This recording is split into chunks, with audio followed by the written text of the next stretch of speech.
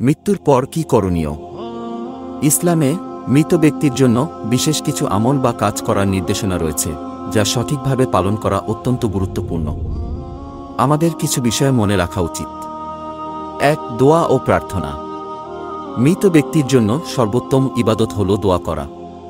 আল্লাহর কাছে প্রার্থনা করুন যেন তিনি মৃত ব্যক্তির রুহের শান্তি, ক্ষমা এবং পরকালীন জীবনে সুখ শান্তি দান করেন। এটি মৃত ব্যক্তির জন্য অত্যন্ত উপকারী।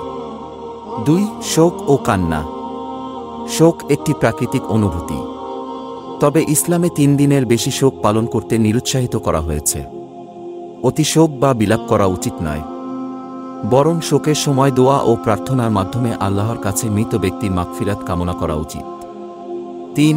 সাদকাহ ও দান। মৃত ব্যক্তির নামে দান করা তার জন্য সদকায়ে জারিয়া হতে পারে। মসজিদ নির্মাণ, এতিমদের সহায়তা অথবা মিসকিনদের খাবার প্রদান করার মাধ্যমে তার আমলনামায় সওয়াব যোগ করা যায়। ৪. ঋণ পরিশোধ। মৃত ব্যক্তির ঋণ পরিশোধ করা ইসলামে অত্যন্ত গুরুত্বপূর্ণ। কোনো ঋণ বা অধিকার অসম্পূর্ণ থাকলে তা তার পরকালীন জীবনে সমস্যা সৃষ্টি করতে পারে।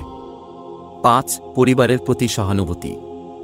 মৃত ব্যক্তির পরিবারের সদস্যদের সঙ্গে সম্পর্ক বজায় রাখা, তাদের মানসিক সমর্থন দেওয়া এবং দুঃসময়ে পাশে থাকা ইসলামের একটি গুরুত্বপূর্ণ শিক্ষা। এটি তাদের শোক কাটিয়ে উঠতে সাহায্য করে। ৬. দোয়া ও ইস্তিগফার। মৃত ব্যক্তির জন্য নিয়মিত ইস্তিগফার করা ও আল্লাহর কাছে তার জন্য ক্ষমা প্রার্থনা করা অত্যন্ত ফজিলতপূর্ণ। ৭. ভ্রান্ত আমল এড়িয়ে চলা।